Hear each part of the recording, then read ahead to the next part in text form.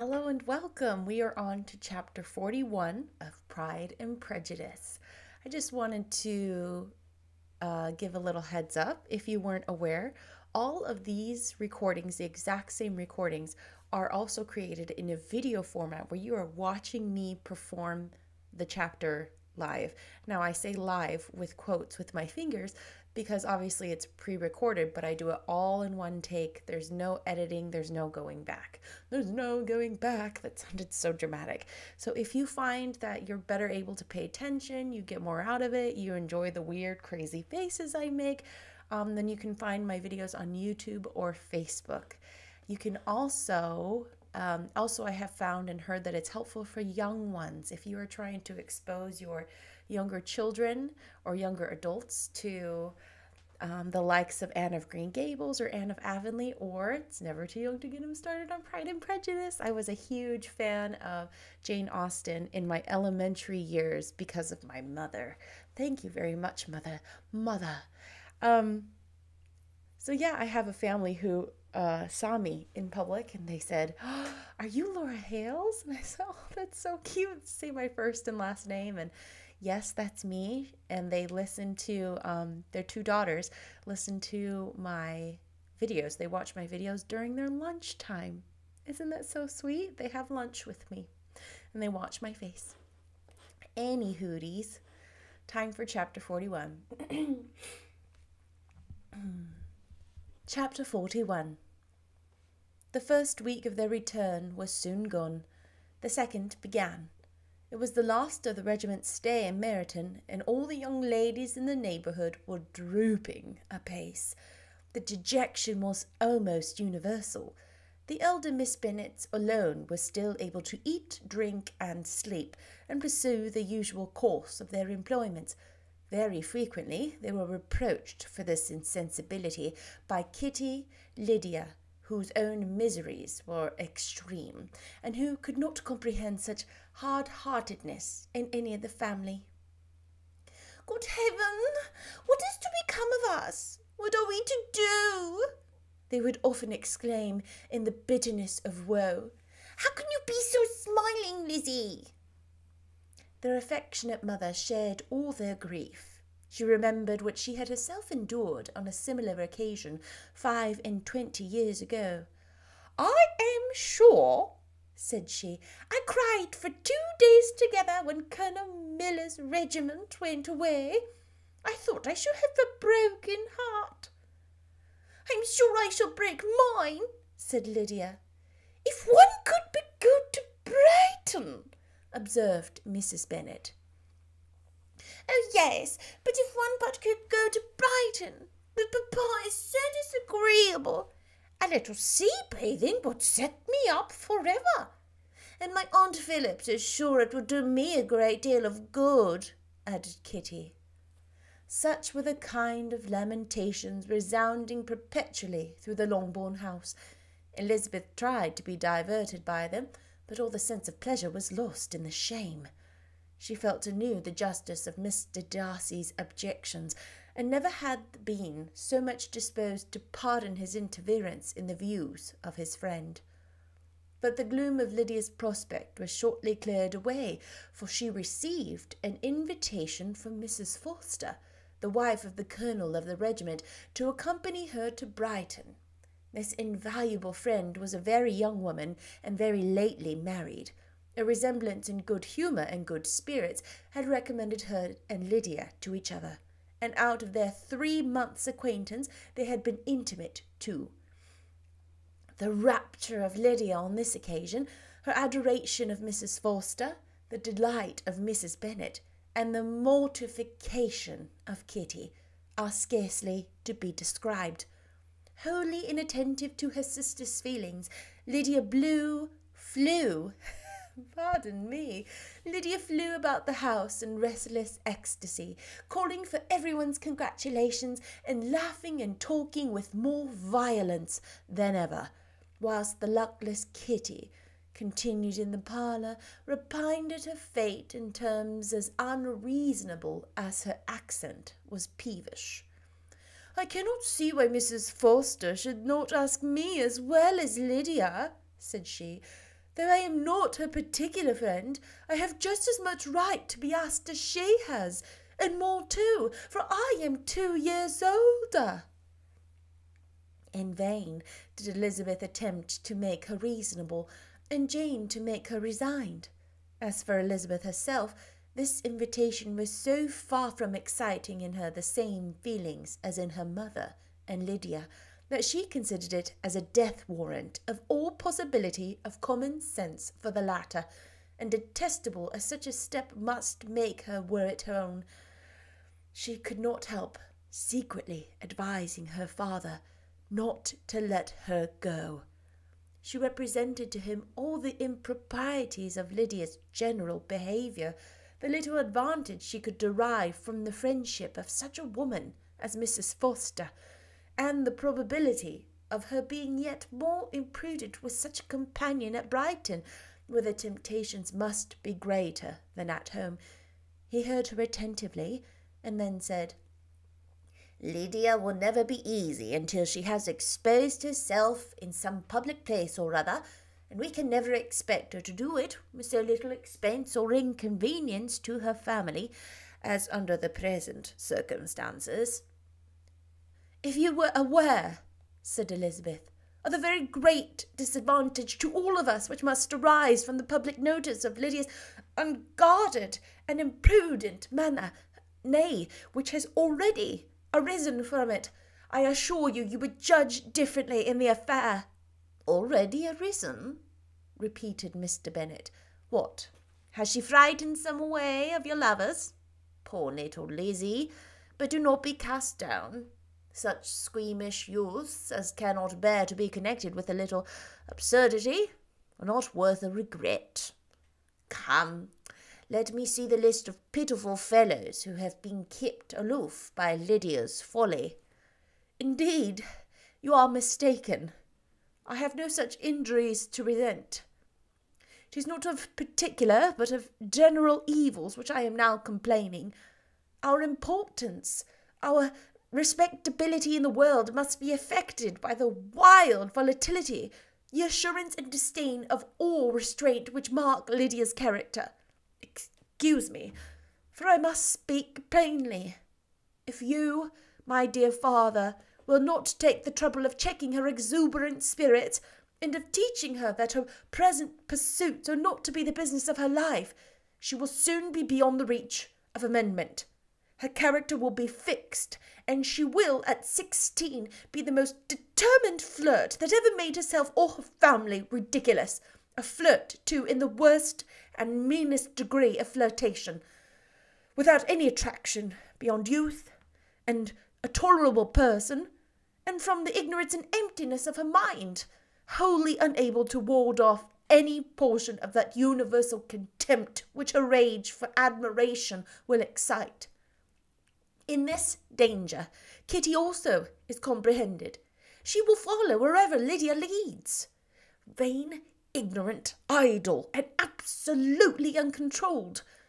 Oh, my dear father, can you suppose it possible that they will not be censured and despised wherever they are known, and that the sisters will not be often involved in the disgrace?"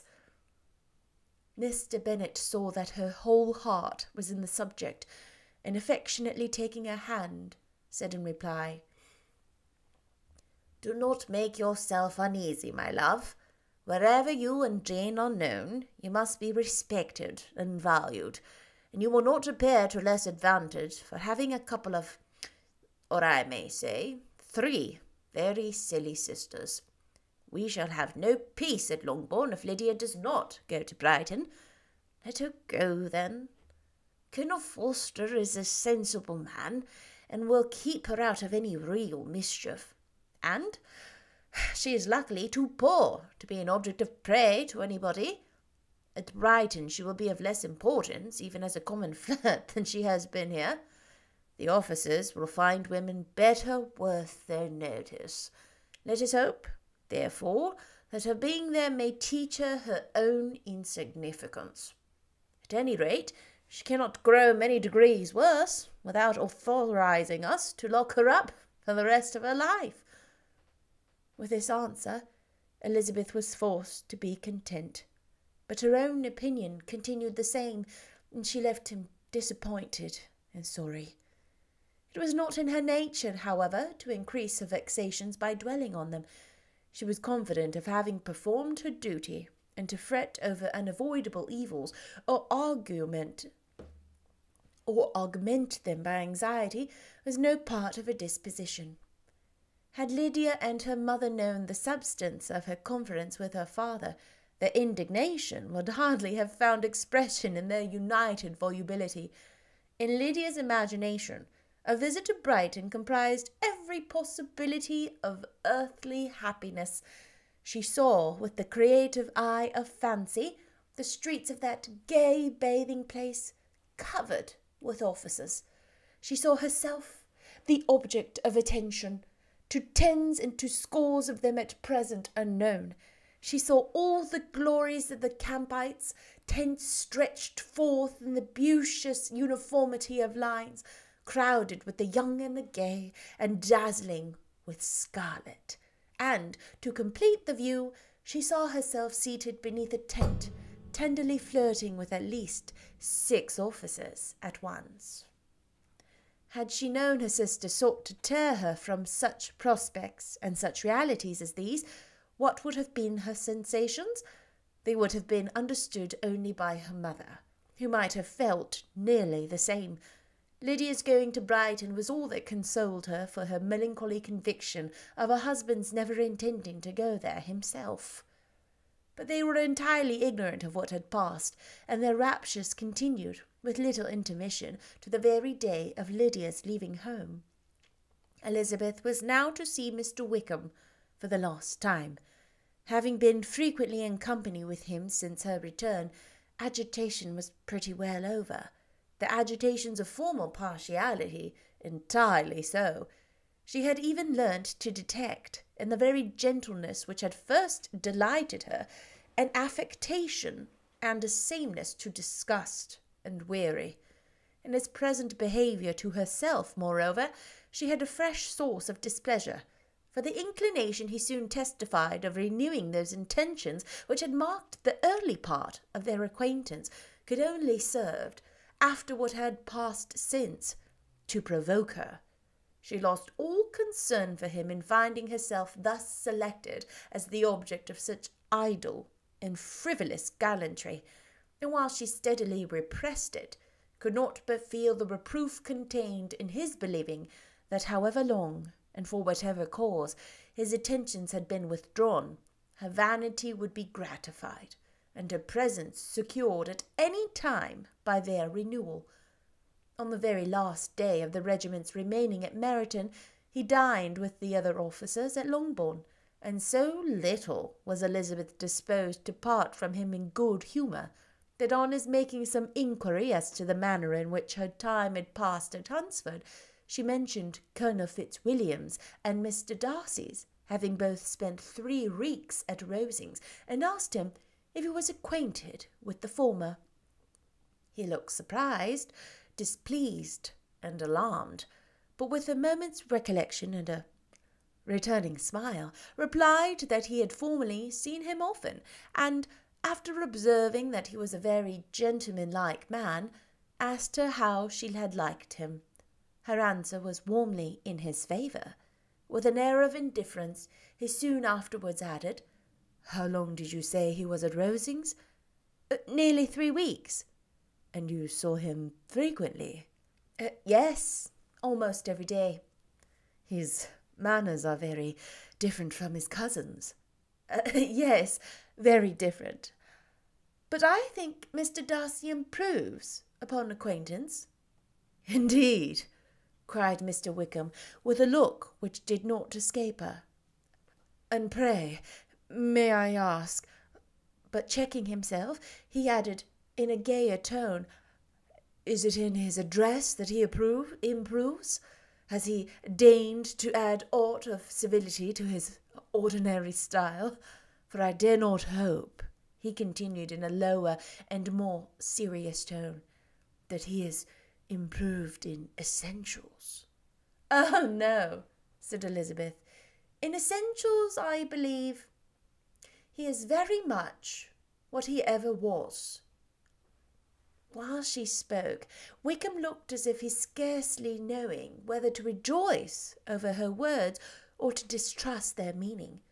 There was something in her countenance which made him listen with an apprehensive and anxious attention, while she added, "When I said that he improved on acquaintance, I did not mean that his mind or his manners were in a state of improvement, but that, from knowing him better, his disposition was better understood."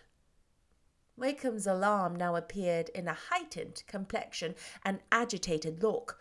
For a few minutes he was silent, till, shaking off his embarrassment, he turned to her again, and said in the gentlest of accents, "You, who so well know my feeling towards Mr. Darcy, will readily comprehend how sincerely I must rejoice that he is wise enough to assume even the appearance of what is right.